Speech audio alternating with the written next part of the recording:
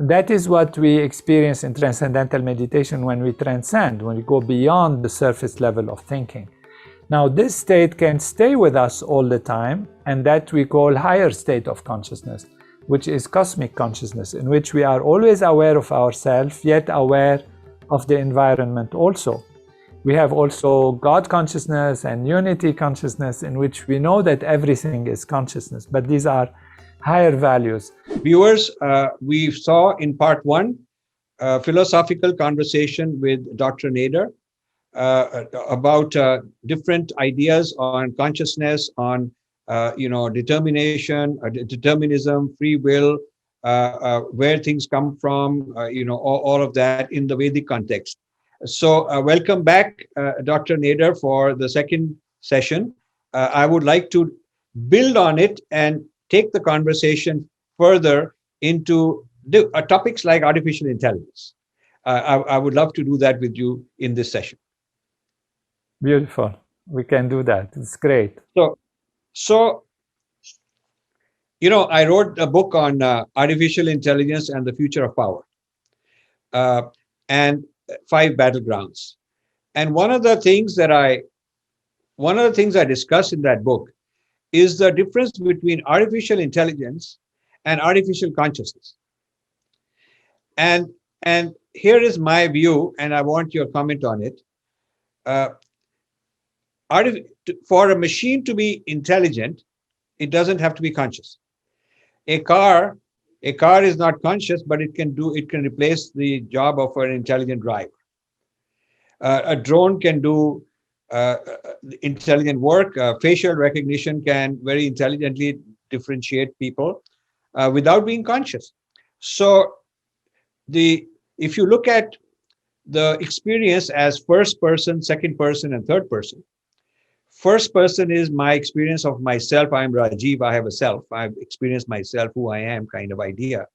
It could be as an ego. It could be as a higher consciousness. But this idea of some kind of a sense of self is there. Maybe it's a small I, big I, whatever, but there is some kind of a sense. Second person is I and you, like I'm talking to you, and whether we are physically next to each other or separated by Zoom, the point is we're having a second person conversation. I'm talking to you as you. Third person is when I'm referring to some entity, but not talking to it. So if I were looking at your website, I wouldn't be talking to it. I would be reading about it. I would be reading about you rather than talking to you. So that's third person, referring to an object. It could be a human being that has been objectified. It could be nature. It could be physics. It could be whatever. Concepts are third person. All conceptual thinking is third person. So if you differentiate human experience as first person, second person, and third person, then I would submit that artificial intelligence replicates the human experience in the second and third person, does not require the machine to have a first person existence. It does not require the machine to say, I am this machine, because the machine is incapable of having an experience of itself. So in that sense, the machine, no matter how intelligent it is and how much work it can do better than human intelligence, it's still not conscious. So I separate consciousness, artificial consciousness, which nobody has produced yet, and whether it can be produced or not is the topic of my conversation. I want to discuss it with you. But there is no need for artificial consciousness to have artificial intelligence. And this has fooled a lot of people, because I see a lot of our Vedic people also who are, I don't want to name, but who go around saying that machines can never be replacing human beings because they're not conscious. The point is that to replace a human driver, the machine doesn't have to be conscious. To replace a pilot, the drone doesn't have to be conscious. So unconscious intelligence, and I use that term, unconscious intelligence, it can be extremely powerful. And so while consciousness is of a different kind altogether, because consciousness means having self-existence, having a sense of selfhood, being. So I differentiate in this book beings and algorithms. The intelligence is algorithms, and the algorithm doesn't have to be a being. It doesn't have to have a sense of selfhood. It doesn't need to be conscious. It can be an unconscious algorithm. It can do its job. So an electron runs according to some algorithm, but it is not a conscious thing.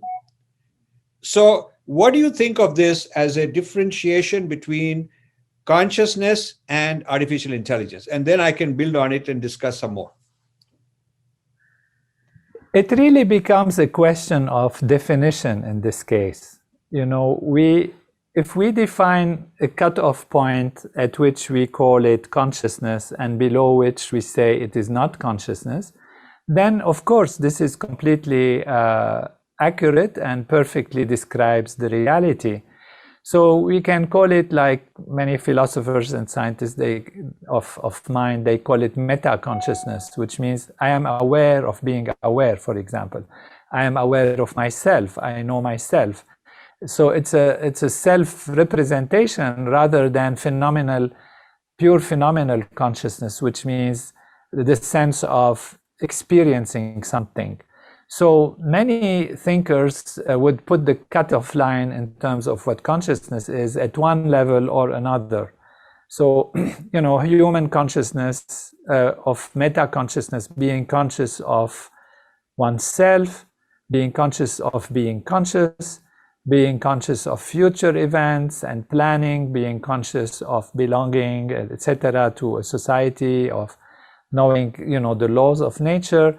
These are on a higher level of consciousness. So you can have also being conscious of the self, which is never lost to you. So when you transcend, for example, you experience that pure consciousness, which we have described briefly in the previous episode, and in which we said there is that silent, pure being, pure consciousness that is completely the source of everything, total infinity, unboundedness. That is what we experience in transcendental meditation when we transcend, when we go beyond the surface level of thinking. Now, this state can stay with us all the time, and that we call higher state of consciousness, which is cosmic consciousness, in which we are always aware of ourselves, yet aware of the environment also. We have also God consciousness and unity consciousness, in which we know that everything is consciousness, but these are higher values. So I completely agree, of course, with you in terms of putting the cutoff line at this level. But in my perspective, in the Vedantic Advaita Vedanta perspective, consciousness is really all there is. And in that sense, we can give a lower level of consciousness, which is not self-consciousness, not meta-consciousness, barely just phenomenal consciousness, feeling, sensing something, consciousness level, and we can call this also consciousness. So it doesn't contradict at all what you said, but it broadens the definition of consciousness to include sensing and reacting. So when an artificial intelligence senses something, we can say it's a very minimal level of consciousness, yet it is consciousness still, without the drone saying, I am the drone and I'm going to be doing this and I'm going to examine that and look at this picture that I'm taking, it's very nice. It cannot do that, but it can actually sense electromagnetic fields, it can sense, surface things, and in that sense, we can also call it consciousness. So you see, there is sensing, which is purely mechanical. Right. So we could call it reductionism. It's a reductionist view of matter, that matter interacts according to the laws of physics, and light falls and it generates some electrons and things like that happen. So sensors, purely mechanical sensors, physical sensors, don't need. That's a very kind of it's a reductionist, mechanistic cause effect within the laws of physics, whereas sensing in the human sense, as a living entity, sensing has a different quality. There is a being who is sensing. There is this being. The same sensing, a machine, taking an image and recognizing and saying that's Dr. Nader, is a purely mechanical algorithm looking at all the pixels and recognizing. Whereas a living being, even not a human being, but a dog or any animal recognizing some shape, there is a whole being out there. Now, the difference is this, that if you, the cutoff I want to propose is, can the artificial intelligence of silicon, it's a silicon based algorithm, can it have empathy? Can it have love? Can you do Shaktipat to a robot? Can you initiate a robot and give it transcendence? The answer, of course, is no. Can a robot be being the TM teacher, because it can say all the things? Can it do Shaktipat? Can the robot be the guru? And we can have Amazon marketing iGurus, or Apple can be marketing these digital gurus in the future, and sending a yagna, digital yagna to your house. So you can say, I want to do a yagna, and they'll send this robot in a drone. It'll come down and it'll expand. It'll put on its clothes and wear a dhoti and have a turban and whatever. Or you want whatever kind of a person you want. You can even select, and it'll give you a human-looking person that's not conscious, that doesn't have a heart, doesn't have a soul, that doesn't have a sense of empathy and love, and is not a being, but it's an algorithm that knows how to sit there and do all the ritual and chant the mantra perfectly, better than human beings could chant. But the question is, will it have the effect? Will it have the effect that 10,000 people, 10,000 pandits chanting have? Because if the Maharishi effect could be produced simply as a robotic effect, that's a whole different ballgame. So I'm pushing this envelope with you, because almost a decade ago I went and gave this talk at Fairfield, Maharishi University, and this is what I asked them. I said, how many of you think that Shaktipat could be given by a robot? How many of you feel that a robot behaving like a deity is that's the deity, and you could also have Amazon or eBay send you a yagna, and you can perform this ritual, this puja, very mechanically. So what is missing? What is the quality? What is that thing that is not there in the intelligent entity? That to me is from a spiritual point of view, rather than purely pragmatic point of view, but from a spiritual point of view, what we have to identify is, what is it, that thing that the silicon computer kind of robot, no matter how much AI you train, is not going to have, which requires a conscious being. And to me, that is sort of the difference between consciousness and intelligence. So what do you think of this sort of approach? This is completely true, because all these outer effects, the effects on transforming things from the level of consciousness, because chanting and all of that creates an effect, depends on the level of consciousness of the individual, which means not only robots, but also even, if you have a pandit who is busy or worried about some problem, and their mind is going around thinking about their problem while they mechanically chant something, it's still probably better than a robot, but it is not as good as a pandit who has transcended, who is chanting from the field of pure consciousness. Because when we want to act on a level that is profound and far-reaching, we have to go to the field which is beyond the surface level of vibration and sound and activity, and go to that unified field, which we discussed earlier, that is the source of all that is on the surface, and activate that unified field, enliven it from that field of consciousness.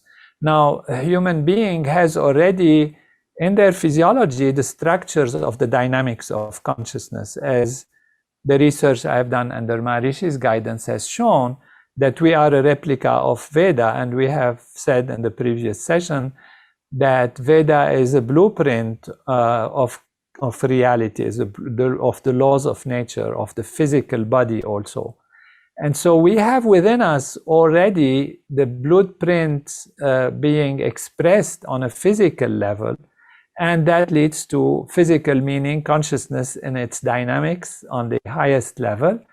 And that means when humans do it, there is a very profound difference. There is no question that is not accessible to just a mechanical process that can happen in a robot. Even though the robot, as you say, can be exactly like a human being, can talk to you and respond to you as if they feel, as if they react, but they don't feel. They don't have that metacognitive value, that ability to be self-conscious. And particularly, as you beautifully mentioned, they don't have the ability to transcend. So to experience that self, that inner pure being, from which all the transformation happens, the source of all balance and change. So there is definitely a very, very clear difference in those phenomena. So, Dr. Nader, I'm very glad we are having this, because I think it's a very fundamental thing. In the earlier episode, we said that consciousness is at many levels. So we can have consciousness as A and consciousness as B. So there's consciousness as person endowed with the Veda inside. But then there is also consciousness as silicon, a silicon that can be turned into some chip. And the laws of physics can be used to make it into a very mechanical device at the reductionist level. That is consciousness behaving at a reductionist level without the free will. But that is also the manifestation of consciousness. However, that is consciousness as dead matter. It is not even life. So the consciousness as a human and consciousness as a lower life form, like maybe a plant or something, or a microbe, and then even lower consciousness as dead matter, like silicon, are completely different, even though they are, we say the building blocks are, the ultimate entity is consciousness, but as it has manifested into some completely different things, the behavior is very different in all of those. So the real issue is, are there certain spiritual processes that you and I are familiar with, and you and I spent most of our life understanding and practicing, things like transcendence, things like mantra, things like meditation, things like deities. Are there things that are available to a certain level of consciousness, which is the human level, and not available in principle ever to a robot made out of silicon? Because even though it's consciousness, it doesn't have the Veda built into the silicon. Yeah, we can say that. We can say that. Although, of course, we know that now even robots are making choices that are not part of the initial programming or algorithm that they have been programmed to do. So they find solutions that we have not thought of.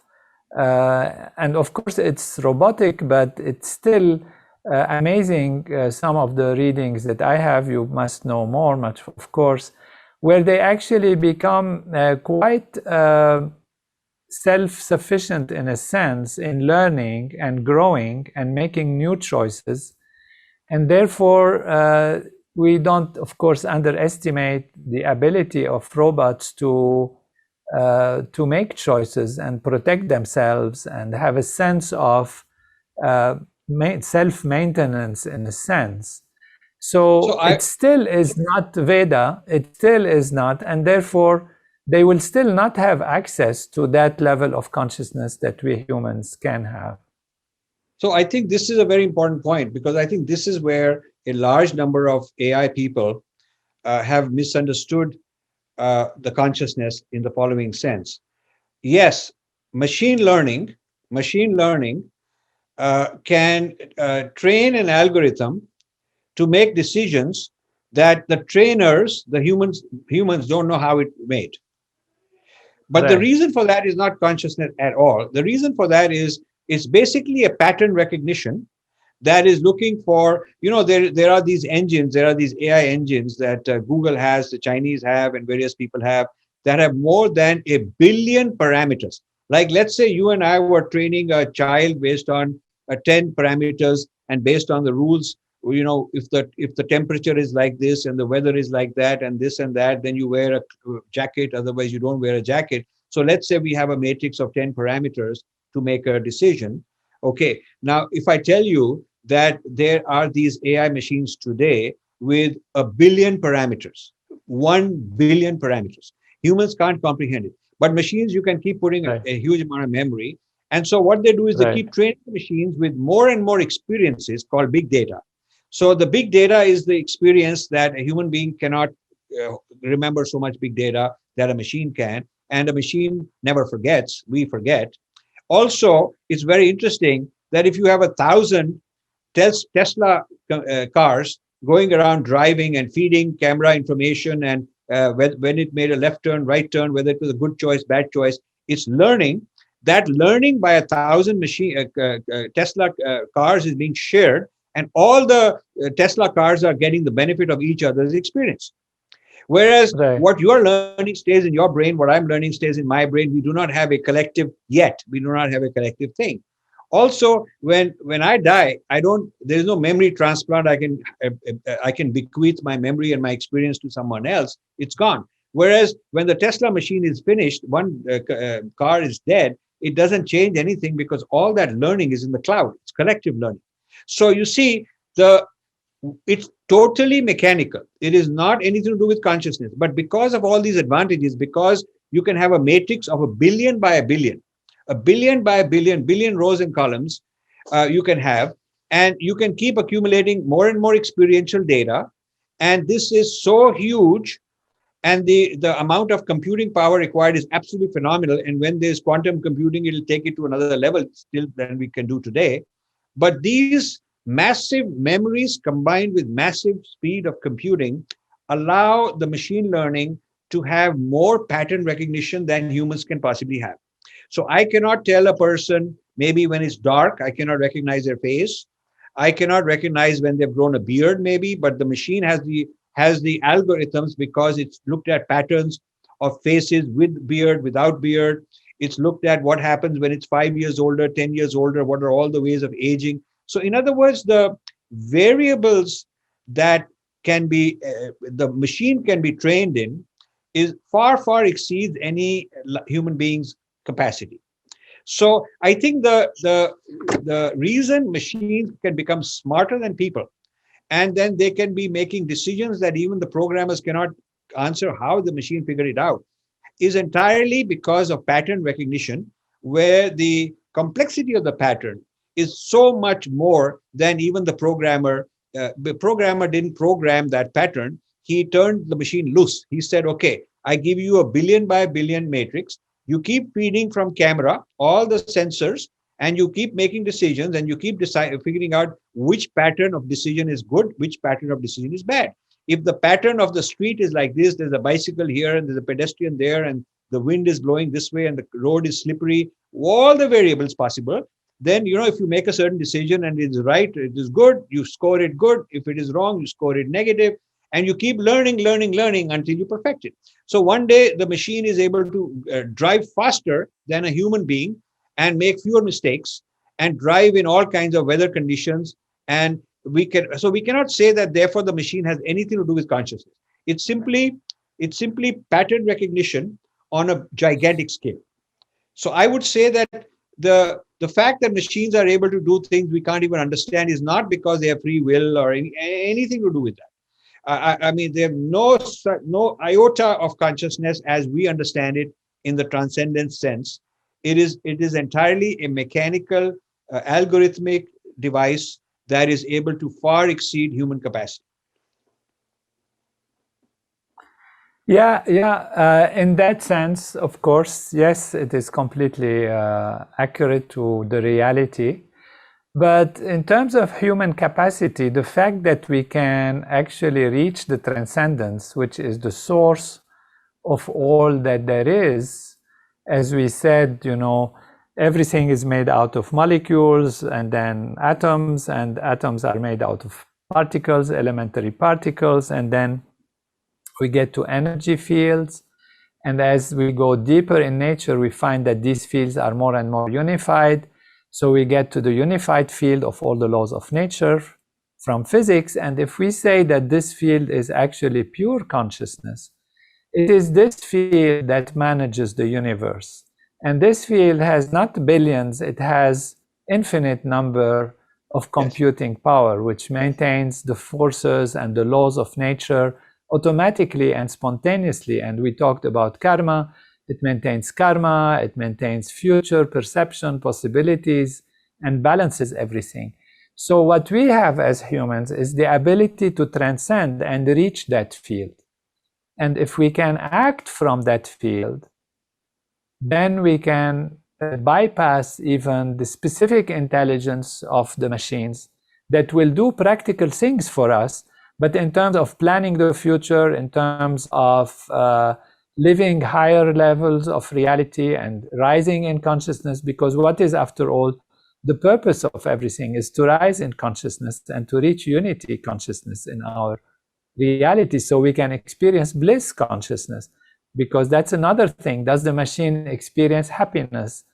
Does it experience fullness? Does it experience unity? Does it understand that? So these are also values. And so that is why it's important for us as humans to learn to transcend, go beyond the surface, and go to that field which computes all the trillions of potentialities and variables, and act from that level of wisdom. This is why in the Bhagavad Gita, the supreme teaching of Krishna on the battlefield to Arjuna, one very specific direction says, Yogastha kuru karmani.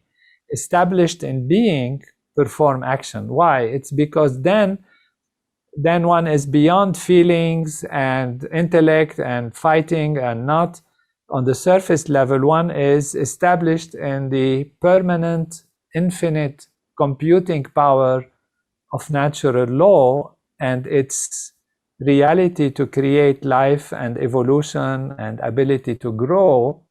And in that level, one acts without confusion, without constraints. And that is a state what we call cosmic consciousness, in which one is always established in the transcendent and then acts from that level. So that's a very beautiful way you presented it, and gives me the opportunity to say that why our human responsibility is to raise our consciousness. Because when the machines are so advanced, they're going to be dictating to us what is the best way to do, when to do this, when not to do that. And then they can go wrong, and they can be used by wrong for, fighting purposes, for domination purposes, for whatever. So they can be directed in all kinds of ways. And the bottom line is that we as a humanity, we have to raise our consciousness so we are able to manage those machines rather than them with all their ability to compute in such an amazing way. They don't become our masters, and we become their slaves. So, Dr. Nader, this is a very, very good conclusion for this segment, and I want to continue in the next and final segment, taking this idea and then taking the conversation into the ethics of AI, the ethics of a few big tech companies controlling everybody, telling you that the world is better if you turn over your individuality, sell out your consciousness, if you will. We'll take care of it. No such thing as privacy. And I want to talk about it because I think we may be heading towards an oligarchy. We may be heading towards another East India company like Google, presenting themselves as sort of the new world system.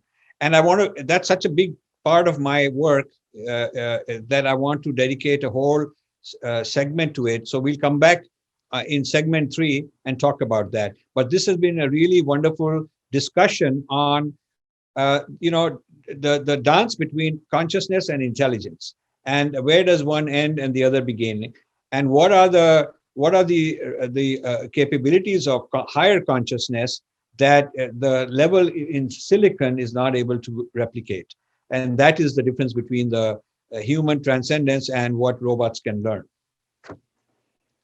Beautiful. So, I look forward. Thank you for a wonderful episode. Thank you so much, and we'll come back with another segment.